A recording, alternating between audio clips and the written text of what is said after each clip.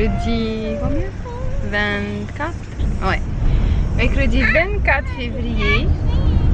Et on a finalement récupéré la voiture hier. Du coup la voiture est restée combien de jours au garage? Jeudi, vendredi, samedi, dimanche, lundi au garage. Et donc là on sort de la maison. Et on va aller se promener, on va aller à un endroit où on n'est jamais allé. Puis on va vous prendre un peu avec nous. Je ne vais pas trop filmer. D'ailleurs ce vlog va être sur plusieurs jours encore. Parce que je vais profiter du moment aussi. Mais on va vous filmer un peu. Harry est là. Les enfants, on a changé un peu l'emplacement derrière. Ça y est, notre voiture est dans la loi. On a eu tous les papiers là-haut. L'arigot, du coup, c'est bon. On peut conduire sans... Si on nous arrête, c'est la police, on est en règle. Les deux petits d'ailleurs ont leur siège derrière. La police va nous arrêter si toutefois ils nous arrêtent, si ils nous arrêtent, pas de souci. Des fois ils arrêtent les gens juste pour surveiller. Quoi, juste pour surveiller? Pour rien? Non, pour surveiller. C'est pas rien surveiller. Ok. Donc voilà. Premier arrêt de la journée.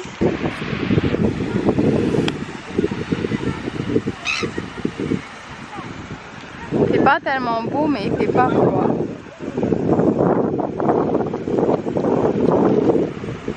On va rester un peu là, ensuite on va bouger.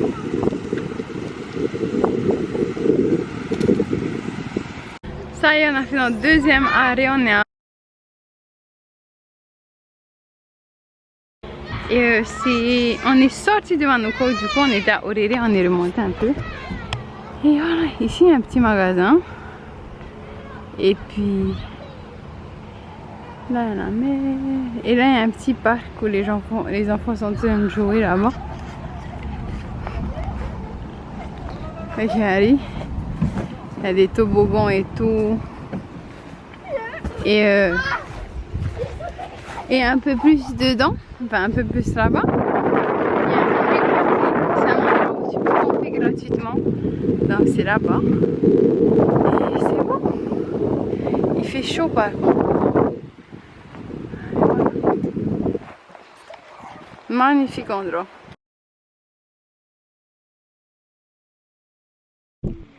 Coucou, je vous retrouve le lendemain, donc jeudi 25 février.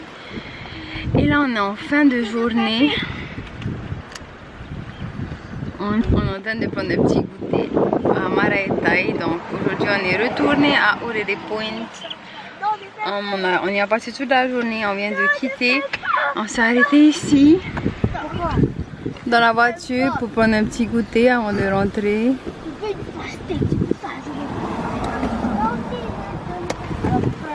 Il fait super beau. Demain en fait c'est notre anniversaire de mariage, de nos 11 ans de mariage. Du coup on a dit qu'on allait profiter, qu'on allait fêter ça sur plusieurs jours. Donc hier, aujourd'hui et puis demain aussi on va sortir un peu avec les enfants. Puis samedi, dimanche on aime bien rester à la maison parce qu'il y a beaucoup de gens qui vont un peu partout. Et on préfère qu'il n'y ait personne là où on va.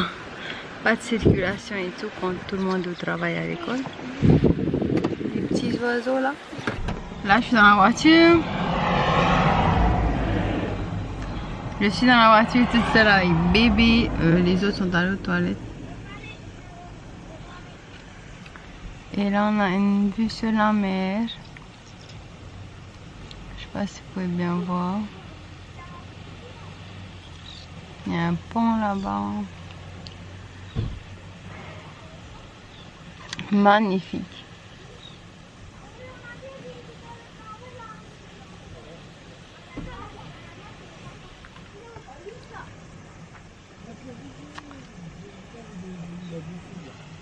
Ça fait du bien de sortir de la maison. Allez, ils reviennent. On va y aller.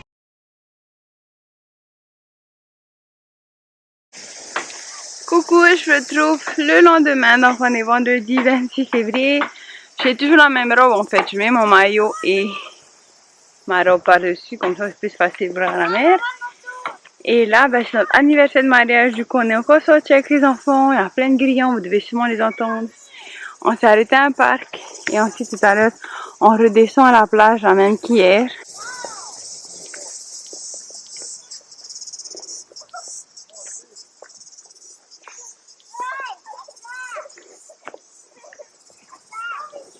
Coucou! Alors, il est 7h du soir.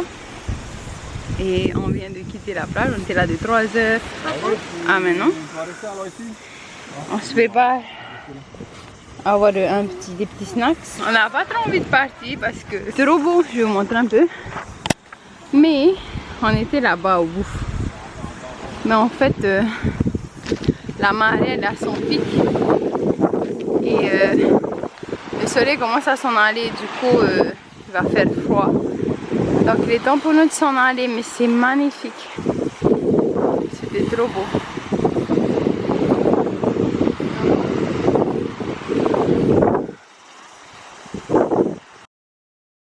Coucou tout le monde, je suis trop contente de vous retrouver. Aujourd'hui, je suis assise par terre dans notre salle de sport bureau. Je vais mettre un micro parce qu'il fait nuit et mon mari et mes enfants, enfin les trois grands, regardent un film et bébé dort. Du coup, je vais mettre un micro comme ça. Je suis pas obligée de parler trop fort et vous allez quand même bien m'entendre. Alors, dans les vidéos précédentes, vous avez vu un peu célébrer notre 11e anniversaire de mariage. Attendez, je mets le micro. Quand je mets un micro, ça me demande toujours un peu plus de temps. Ok, c'est bon. Parce que j'enregistre sur mon iPad, ensuite il faut que j'envoie sur l'ordinateur, puis que j'ajuste parce que sur cet appareil photo, je peux pas mettre de micro. Donc, enfin, voilà. Bref. Alors, normalement, là, vous devez mieux m'entendre. Je n'ai pas besoin de parler trop fort. Et parce que je suis assez loin de la caméra aussi, je n'ai pas envie de parler trop fort. Alors, oui. Dans les vidéos précédentes, vous nous avez vu un peu profiter du beau temps, un peu de la fin de l'été et en même temps célébrer notre anniversaire de mariage. D'ailleurs, il fait nuit. J'ai juste mis cette robe parce que c'est facile à mettre. Et ensuite, je vais l'enlever et je vais aller faire dodo. C'est la même robe que j'ai portée dans mes vidéos. Je trouve que c'est super simple pour la plage. Enfin bref. Comme vous avez pu le voir dans le titre de cette vidéo, j'ai voulu terminer cette vidéo en fait avec 3 conseils pour les couples mariés ou pas mariés. Des conseils en tout cas qui m'ont servi moi à travers les années. 11 ans de mariage, pour certains c'est pas beaucoup, pour d'autres c'est beaucoup. Pour moi en tout cas c'est énorme. C'est 11 ans, ça a passé en un clin d'œil. Et du coup j'avais vraiment voulu vous partager dans le cadre de nos 11 ans de mariage, vous partager un peu les 3 conseils que je vous donnerai. Et c'est vrai que je parle pas beaucoup de mariage ici sur la chaîne encore, mais c'est une très grande partie de ma vie. Donc on commence ici. Et donc je voulais vous donner 3 conseils pour les couples. Des conseils en fait qui m'ont aidé moi, qui nous ont aidé nous à tenir ces 11 ans. Sachant en fait que nous on s'est connus en janvier 2010 et on s'est mariés en février 2010. Bon, pour être plus clair, on s'est rencontrés le 2 janvier 2010 et on s'est mariés le 26 février 2010, ce qui est très peu de temps. Donc on s'est beaucoup connus durant le mariage. Pour ceux qui se posaient la question, on s'est mariés parce qu'on voulait se marier.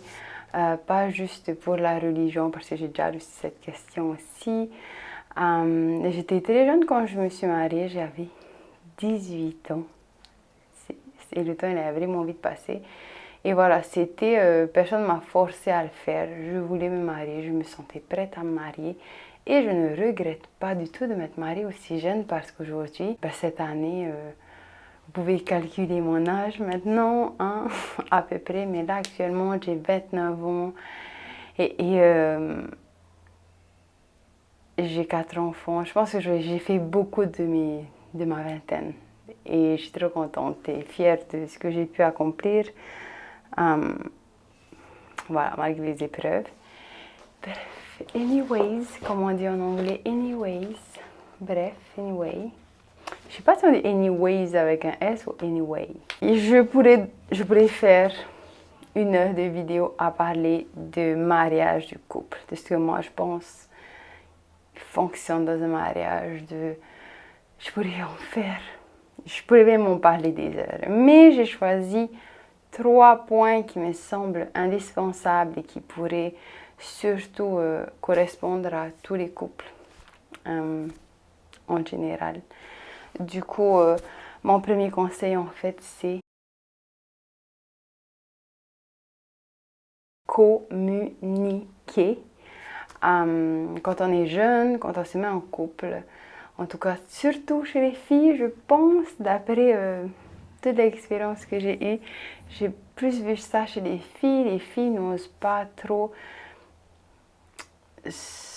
s'imposer, on va dire, n'osent pas trop au début, n'osent pas trop dire les choses. Il y en a qui le font, moi personnellement je n'y arrivais pas, j'avais du mal. Mais la communication, c'est tellement important de mettre au clair, en fait, dès le départ, vos attentes et ce que vous voulez de la vie, en fait. Que la personne avec qui vous vous mariez ou que la personne avec qui vous êtes en couple sache quelle vie vous voulez, vos objectifs, les choses que vous voulez faire dans la vie et que vous sachiez ce que cette personne veut aussi afin qu'ensemble vous puissiez vivre finalement. On fait quand même un bout de chemin avec cette personne, on arrive nous entiers et cette personne arrive elle-même, donc on doit communiquer.